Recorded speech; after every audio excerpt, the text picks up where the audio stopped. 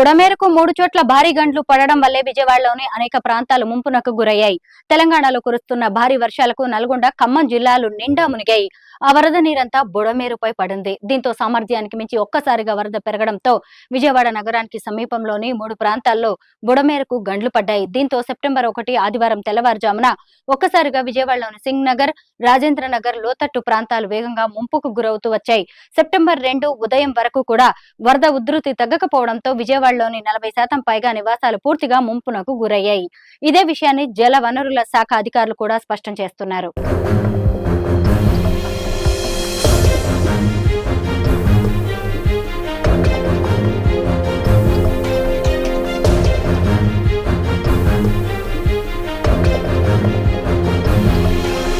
Budameru major drain వరద సామర్థ్యం 8 నుంచి 10,000 క్యూసెక్కుల లోపు మాత్రమే. అయితే ఇటీవల ఆధునికీకరణ పనులు చేపట్టిన నేపథ్యంలో 17,000 క్యూసెక్కుల వరకు సామర్థ్యాన్ని పెంచారు. ప్రస్తుతం కురుస్తున్న భారీ వర్షాలకు ఎన్టీఆర్ జిల్లా పరిధిలోని వెలగలేరు వద్ద బుడమేరు డ్రైన్ కు జల వనరుల శాఖ అధికారులు డైవర్షన్ కాలువను నిర్మించారు.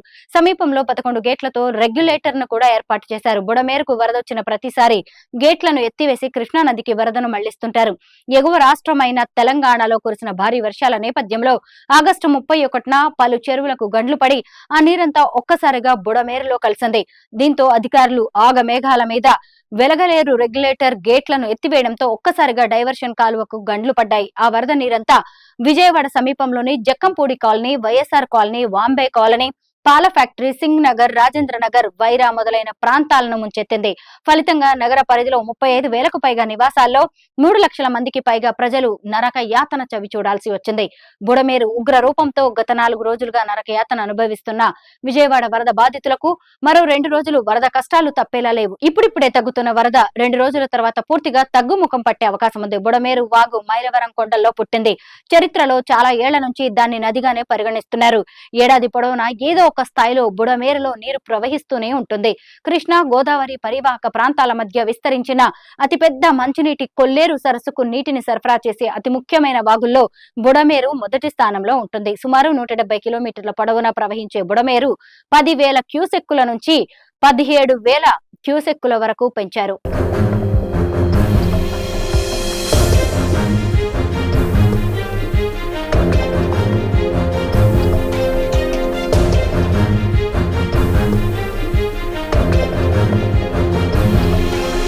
రెండు 2005లో వచ్చిన భారీ వర్షాలకు బుడమేరుకు రికార్డు స్థాయిలో 75,000 క్యూసెక్కుల నీరు ప్రవహించింది. 2009లో కూడా అదే తరహాలో వరద ప్రవాహం కొనసాగింది.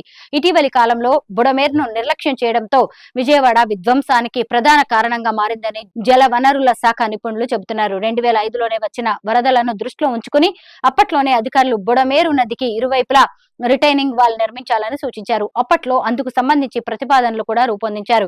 ఆ తర్వాత వాటి గురించి పట్టించుకోలేదు. ఫలితంగానే నేడు విజయవాడను బుడమేరు ముంచేసింది. ప్రస్తుతం బుడమేరు ప్రవాహం తగ్గుముఖం పడుతున్నప్పటికీ మరో 2 రోజుల వరద బాధితులకు ఇబ్బందులు తప్పేలా లేవు. సెప్టెంబర్ 1 నుంచి నరక యాతన అనుభవిస్తున్న బాధితులు పూర్తిగా వరద నుంచి బయటపడాలంటే కొన్ని రోజుల వరకు వేచి చూడక తప్పేలా లేదు. కొంతమేర వరద తగ్గడంతో కొంతమంది బాధితులు ఇళ్ల నుంచి రోడ్లపైకి వచ్చారు. గత 4 రోజులుగా మంచినీరు, ఆహారం కోసం అల్లాడిపోతున్న బాధితులంతా రోడ్ల మీదకు చేరి ఆహార పొట్లాలు అందుకునేందుకు పోటీపడ్డారు. ప్రభుత్వం పెద్ద ఎత్తున ఆ ప్రాంతానికి వాహనాల ద్వారా ఆహార పొట్లాలు, మంచినీళ్ల బాటిళ్లను సరఫరా చేస్తోంది. దీంతో 4 రోజులుగా తిండి తిప్పలేక అర్ధాకలితో అలమటించిన బాధితులకు కొంతమేర ఆహారం లభించడంతో పోయిన ప్రాణాలు తిరిగొచ్చినట్టుగా బాధితులు ఊపిరి పీల్చుకుంటున్నారు.